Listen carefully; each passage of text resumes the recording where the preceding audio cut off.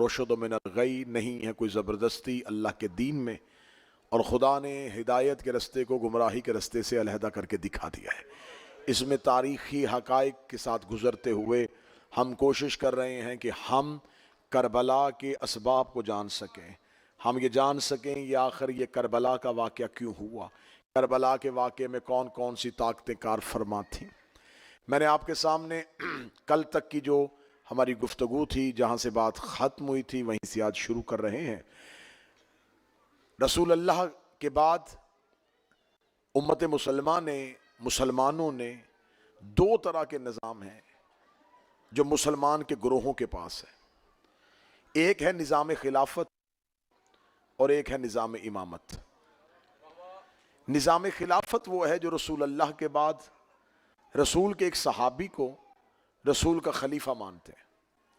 निज़ाम इमामत वो है जो रसूल अल्लाह के बाद रसूल के भाई हज़रत अली इब्न अबी तालिब को नबी के बाद पहला इमाम मानते हैं। ठीक है जी, बात खोल के करनी चाहिए ताकि आपका गैर जो है वो भी हकीकत तक पहुंच सके।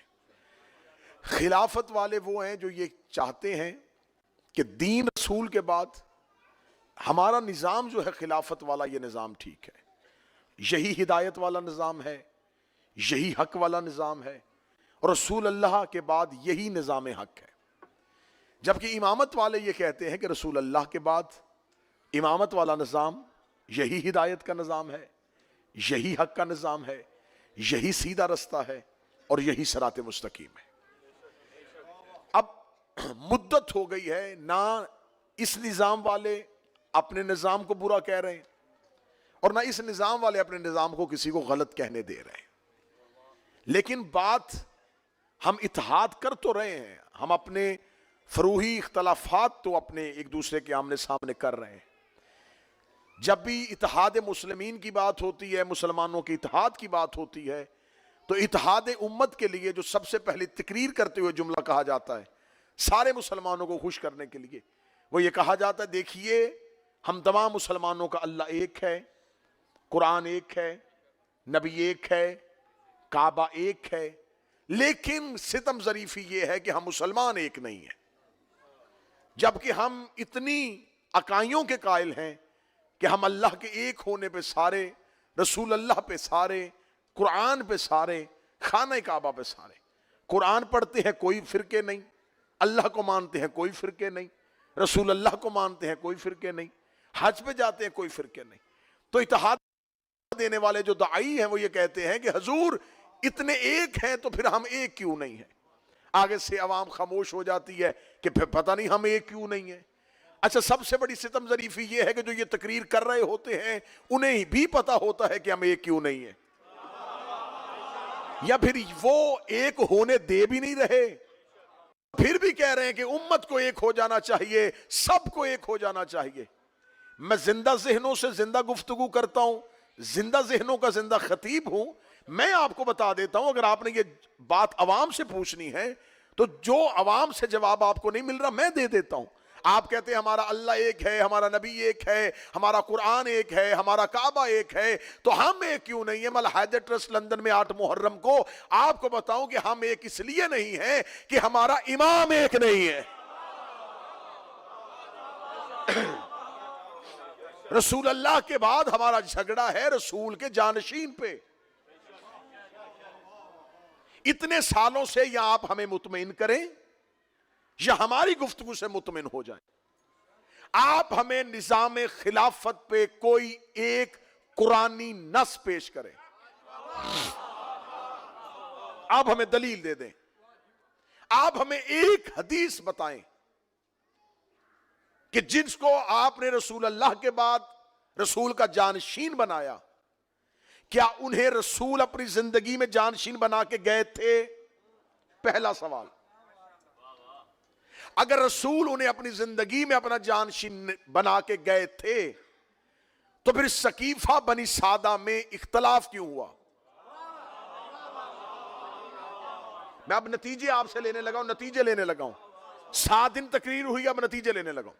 अगर वो नबी के बनाए हुए खलीफा थे तो फिर जुर्रत कीजिए, फिर थोड़ी अपने अंदर ताकत लेके आइए, मर्दानगी लेके आइए और लिखे तारीख में कि अली ने रसूल के बनाए हुए खलीफा को तस्लीम नहीं किया।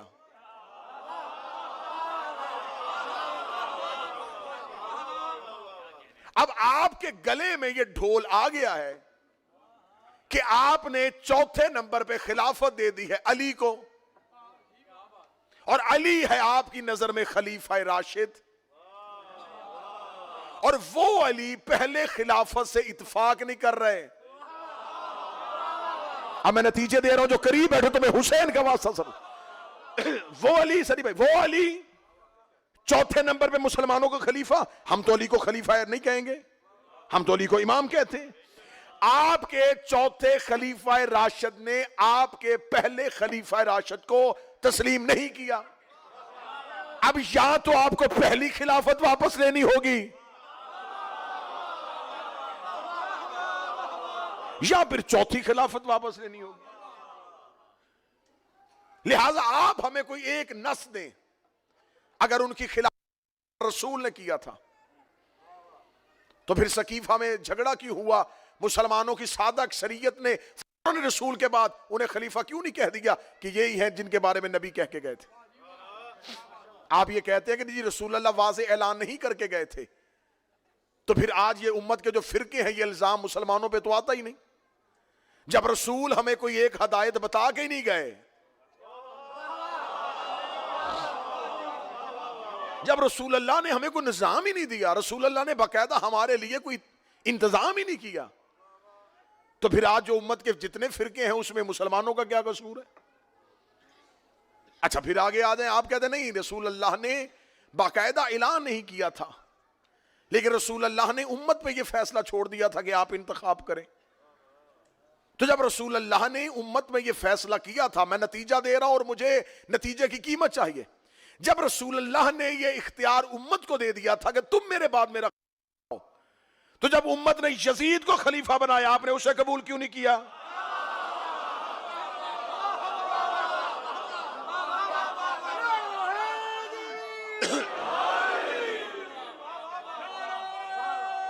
बिस्मिल्लाह।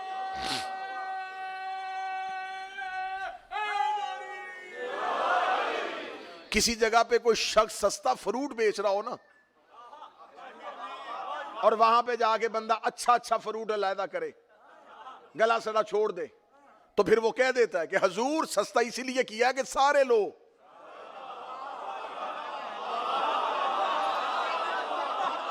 अगर आप अच्छे अच्छे ले गए तो ये मैंने गले सड़े किसको बेचने हैं? तो आप अच्छे अच्छे ना उठाएं। जब आपने निजाम को इतना सस्ता कर ही दिया है तो फिर अब सारे ही अपने खाते डालें।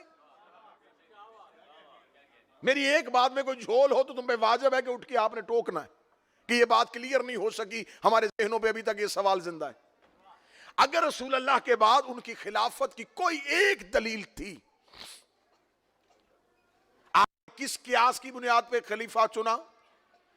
कहते इसलिए चुना कि रसूल अल्लाह ने अपनी जिंदगी में, और ये हमारे पास तो ये वाकया है ही नहीं, लेकिन आप लिख के कह दिया कि रसूल अल्लाह की जिंदगी में उन्होंने एक नमाज पढ़ा दी थी, वो मुसल्ले पे आ गए थे और उन्होंने नमाज पढ़ाई थी।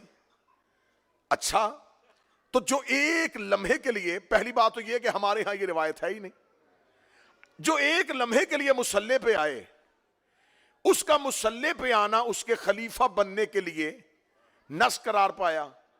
तो जो नबी के कांधे पे आया था,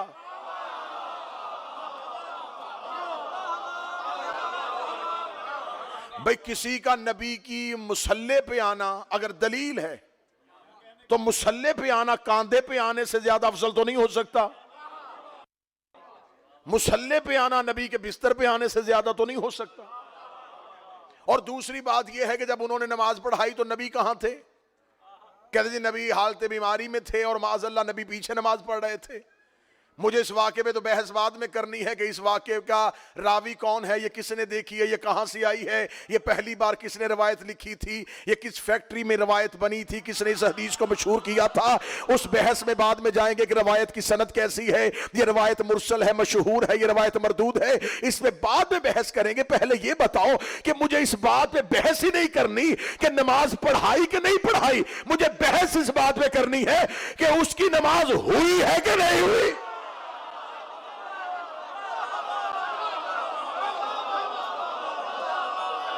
उसकी नमाज ही नहीं हुई।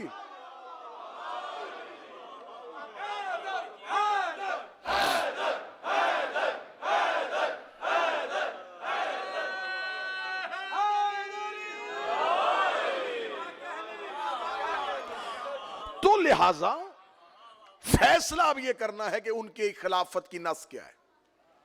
बिल्कुल अब बिल्कुल बातें खत्म होने के आ रही हैं, इसलिए नतीजे दे रहा हूं। नस क्या है, दलील क्या है। कहते दलील यह है कि रसूल अल्लाह के जाने के बाद ये इनके यहां भी यही है, एक सतर का भी फर्क नहीं है कि उनकी खिलाफत की दलील यह है कि रसूल अल्लाह के जाने के बाद क्योंकि बाकायदा कोई निजाम नहीं था, तो सकीफा बनी सादा में मुसलमानों का इजमा हुआ और इजमाए उम्मत ने, इजमा यानी कि मुसलमानों की मेजॉरिटी ने वहां पे एक इलेक्शन किया और इस इलेक्शन में उन्हें सिलेक्ट कर लिया गया। अच्छा यहीं पे आए, क्या हुआ था, उम्मत का इजमा। खलीफा किसका था, रसूल का। इजमा किसका था,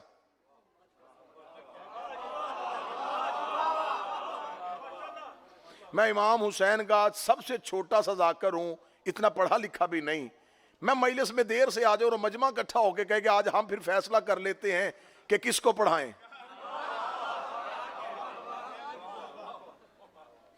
और एक इजमा के साथ एक बंदे को खड़ा करें और खड़ा करके उसे जबरदस्ती पीछे से धक्का दे के वो कहे मैं नहीं बैठना चाहता, कहे नहीं नहीं जी आप बुजुर्ग हैं,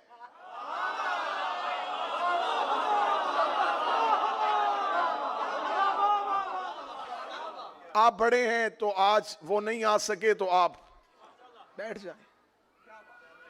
उसे जबरदस्ती कोई शरीर पकड़ के बिठा दे,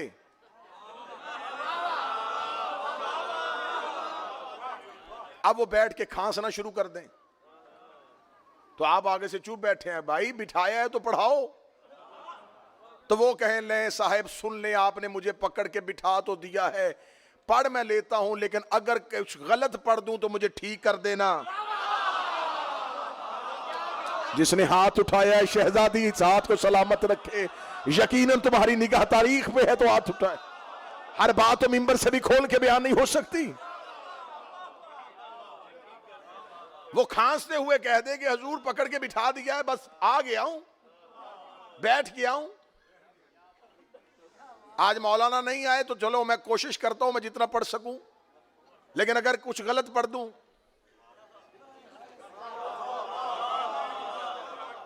ठीक कर देना। मजमा खामोश है कि चलें ठीक है जी, आप गलत पढ़ेंगे तो हम ठीक कर देंगे, सुनाएं कुछ। वो सुनाने के लिए तैयार हुए तो यहां सामने से एक छोटा सा बच्चा उठा, उसने कहा जी मौलाना आसिफ अलवी जब कल तकरीर कर रहे थे तो उन्होंने सूरह बकरा की आयत पढ़ी थी, हमें उसके ज़िमन में कुछ बातें पूछनी है।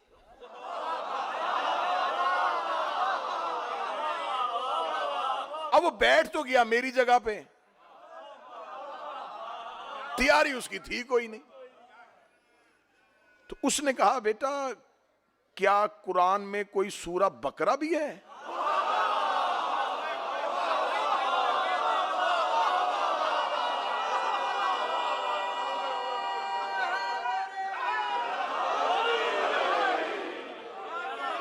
कोई कुरान में कोई सूरह बकरा नामी सूरत भी है?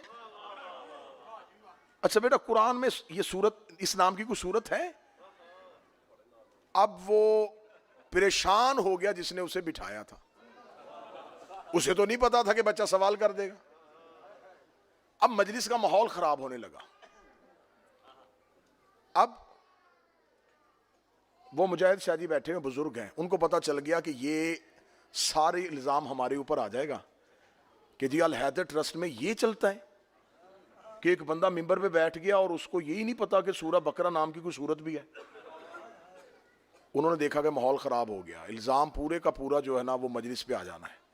वो फ़ौरन उठे और फ़ौरन उठ के आके उन्होंने माइक पे कहा, भाई ये जो बेटा सवाल है ना, ये सवाल बाद में पूछ लेना, हम बता देंगे कुरान में बेटा सूरह बकरा है और अल्लाह की ये कुरान की भेजी हुई सूरत है और खुदा ने इस। अब उन्होंने जवाब दे के बच्चे की तसल्ली करवा दी।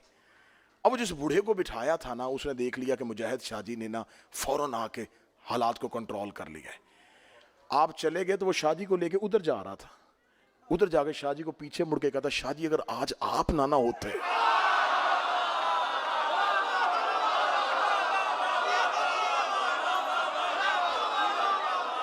मैं मारा गया था।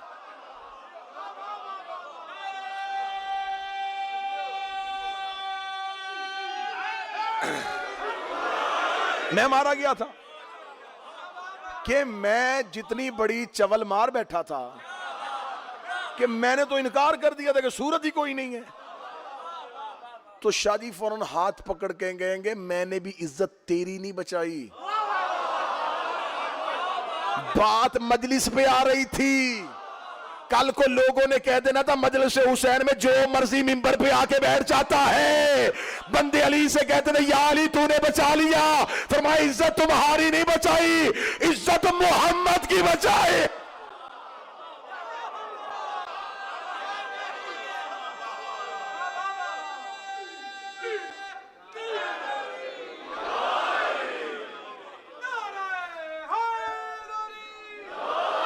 नस क्या है खिलाफत की, दलील क्या है?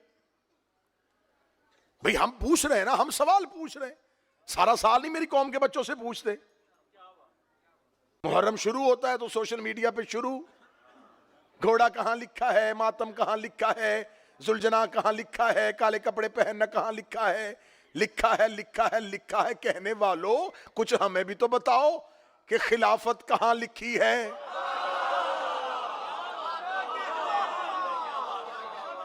भाई सारी जिंदगी हम ही बताएं, जवाब हम दें, हम कटहरे में क्यों खड़े हो? सवाल का वैसा ही जवाब दिया करो। जनाब बहलोल बैठे हुए थे दरबार में, और दरबार में पहले इल्म के दरमियान एक बहस चल रही थी। एक हदीस बनी बनाई हदीस ले आए कि रसूल अल्लाह ने फरमाया था कि मेरी उम्मत के तमाम अमाल अगर क़यामत वाले दिन मिजान पे, तराजू पे एक पलड़े में रखे जाएं और एक बंदा उसके अमल इस पे रखे जाएं तो उसका पलड़ा उम्मत तमाम के अमाल से ज्यादा वजनी होगा। अब ये हदीस बनी थी, ये होममेड हदीस थी। तो जब ये हदीस पढ़ी तो सारे उलमा आपस में कहने लगे, हाँ हाँ हाँ हाँ मैंने भी हदीस सुनी, हाँ मैंने भी ये हदीस सुनी, हाँ मेरे बात। अब उनके नाम लिखे जा रहे थे कि इसने भी गवाही दी, इसने भी गवाही दी, और मौरख तारीख लिख रहा था, मौरख तारीख लिख रहा था। नामा नगार बैठा हुआ था ना दरबार में, दरबारों में हर तरह का सहाफी बैठता था। वो लिख रहा था कि एक हदीस पढ़ी गई है दरबार में और फलां फलां उस दौर के उस अहद के उलमा ने इसको ऑन किया है कि ये हदीस नबी की है। सब कह रहे हाँ हाँ है। बादशाह ने खुश होके कहा, चले चले आज अल्हम्दुलिल्लाह हमने एक दिन का काम किया कि आज एक हदीस पे मुत्फिक अलैह तमाम ने इसको पास किया कि यह हदीस रसूल की है, अगर किसी को कोई एतराज है तो पूछ सकता है। बहलोल ने हाथ खड़ा कर लिया। अब बहलोल को पता था कि इतने लोगों ने कह दिया कि हदीस सही है। जब मैंने कहना ना सही नहीं, तो फौरन इतने मौलवियों ने फौरन मेरे ऊपर कत्ल का फतवा लगा देना है कि इसने इतने उलमा की तौहीन कर दी है, इतने दीनदार। अब मैंने कहा था जैसा सवाल वैसा जवाब। बहलोल ने हाथ खड़ा किया, बादशाह मतवज्जे हुआ, मौलवियों के सर चकरा गए। अब ये क्या बताएगा? बादशाह ने बहलोल की तरफ देख के कहा, अच्छा तो आपको इससे इख्तलाफ है, आप कहते हैं ये हदीस ठीक नहीं है। उसने कहा नहीं हदीस ठीक है, तराजू ठीक नहीं है। हाय हाय हाय हाय,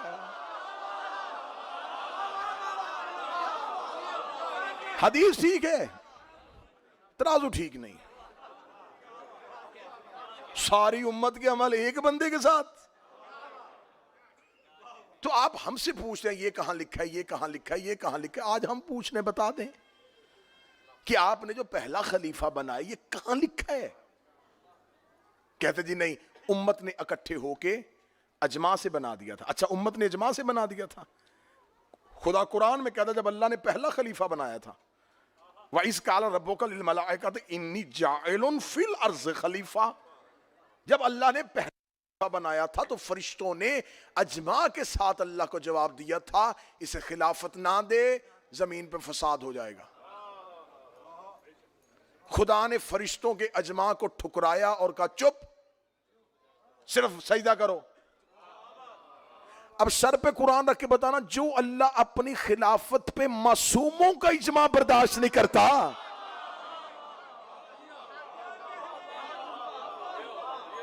इजमा की हैसियत क्या थी?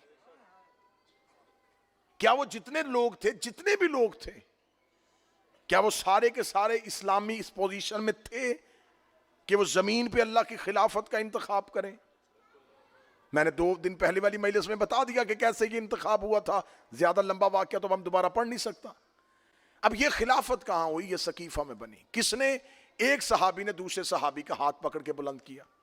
ये है तुम्हारे पास पहली खिलाफत की दलील कि पहला खलीफा सकीफा बनी सादा में बना और किसी ने ऐलान नहीं किया था, रसूल वाज़े कोई पॉलिसी नहीं दे के गए थे। एक सहाबी ने बाद में उसका हाथ पकड़कर बुलंद करके कह दिया कि ये बुजुर्ग हैं, नबी के रिश्तेदार हैं, नबी को ज्यादा महबूब भी हैं, मैं भी इनकी बैत करता हूं, आप भी इनकी बैत कर लें। यहां से पहला खलीफा बन गया। फिर पहला जाता हुआ जिसने उसे बनाया था खिलाफत उसकी तरफ दे के चला गया। फिर उसने एक कमेटी बना दी, फिर खिलाफत तीसरे खलीफा के पास चली गई। इसका मतलब ये है तुम्हारे पास खिलाफत की नस। अब ये है खिलाफत वालों के पास दलील, सकीफा में बना, इजमा से बना, एक सहाबी ने हाथ पकड़ के बुलंद किया। अब हमसे पूछो हमने अली को इमाम क्यों बनाया है? ना इजमा के साथ बनाया, ना वोटों के साथ बनाया। रसूल अल्लाह ने अपनी आखिरी हज में हुज्जतुल विदा के मौका पर अली का हाथ पकड़कर बुलंद करके लोगों को बताया कि ये जो ऐलान मैं इसकी विलायत का कर रहा हूं ये मैं अपनी मर्जी से नहीं कर रहा। अभी अभी जिब्रील आया और उसने मुझे कहा है कि अगर तूने ये ना पहुंचाया तो तूने रिसालत का कुछ भी नहीं पहुंचाया। इसलिए अली और अली के बेटे मेरे बाद तुम्हारे मौला और तुम्हारे वली है।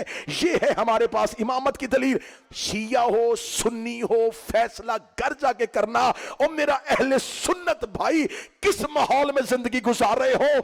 एक खलीफा बना नबी की जिंदगी में, एक बना नबी के बाद, एक बना गदीर में, एक बना सकीफा में। एक का हाथ नबी ने बुलंद किया, एक का हाथ सहाबा ने बुलंद किया, एक बना में, एक बना 1,24,000 सहाबा में। अब मुझे बोल के बताओ कुरान में अतात नबी की वाजिब है या सहाबी की वाजिब?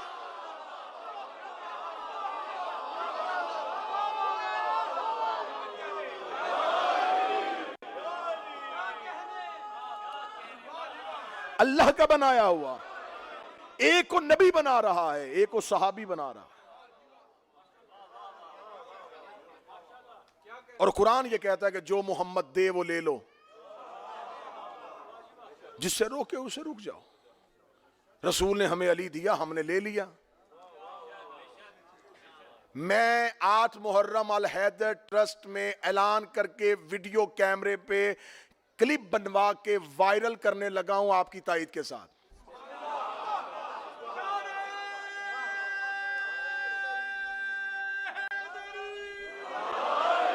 अब अगर मैं सिर्फ ऐलान करूंगा और मजमा खामोश रहेगा तो लोग कह देंगे ये सिर्फ इसने खुद अपना किया, इसके मजमे की से ताईद नहीं थी। मैं अल हैदर ट्रस्ट में ये करारदाद पास करवाते हुए ये एलामिया पूरी दुनिया को सुनाने लगा हूं, ला इलाहा इल्लल्लाह मुहम्मद रसूलुल्लाह अली वलीउल्लाह। मुझे 14 की सच्चाइयों की कसम है, अगर खुम्मे गदीर पे रसूल हजरत अबू बकर का हाथ बुलंद करते हम उन्हें खलीफा मान लेते।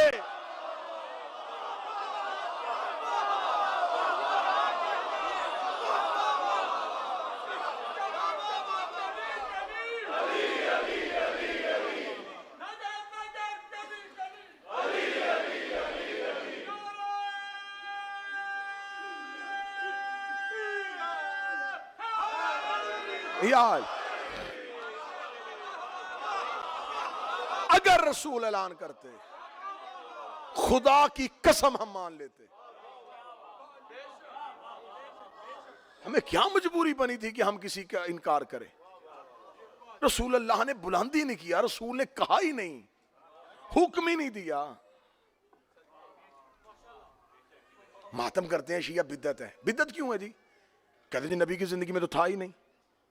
अच्छा तो मान गए ना, जो नबी की जिंदगी में ना हो वो बिद्दत होता है। जो हाथ नीचे है यार, आप क्या सुनना चाह रहे हैं?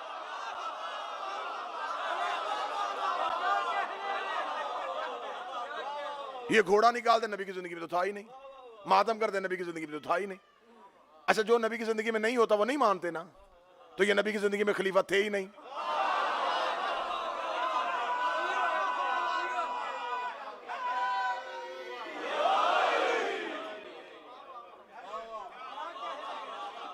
भैया आप हमें बताएं, आप हमें मनवा लें, दलील दे, हमें मान लें। जहां दलील नहीं होती वहां गाली, वहां गोली। जब दलील खत्म हो जाती है, जब इल्म का दरवाजा बंद हो जाता है, जब हिदायत ही नहीं है, हम आप पे सवाल कर रहे हैं, हम मानने के लिए तैयार हैं, भाई दलील दे दें। हमारे पास दलील है अमीर अल मोमिनीन और उनके बेटों की इमामत गदीर, और 1.25 लाख सहाबी मौके के गवाह। अच्छा मौली 2 तरह से खलीफा है, सिलेक्शन से भी और इलेक्शन से भी।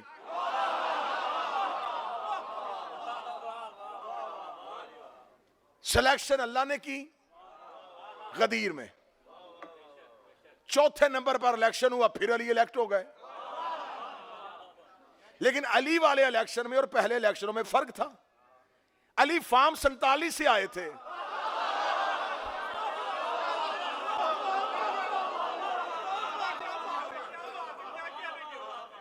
मेजॉरिटी मान रही है।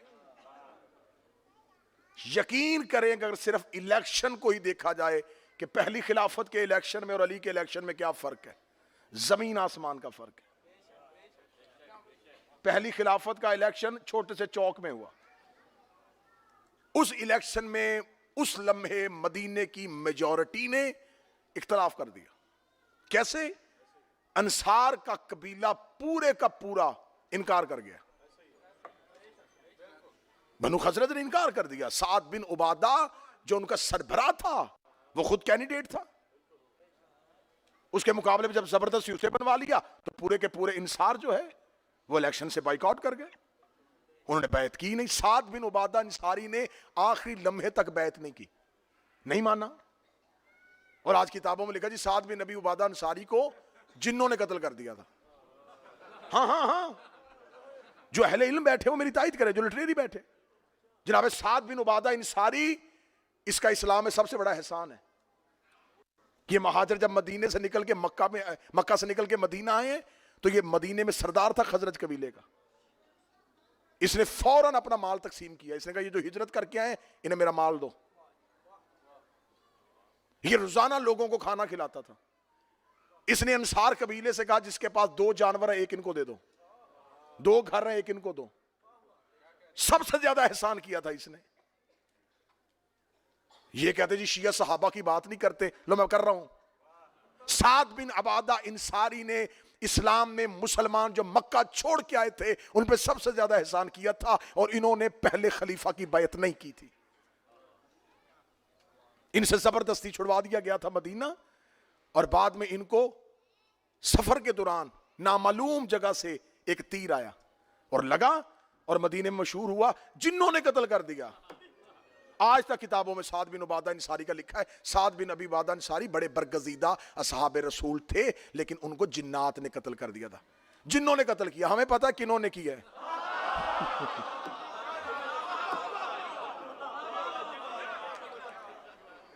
सीक्रेट एजेंसीज उस दौर में भी थी,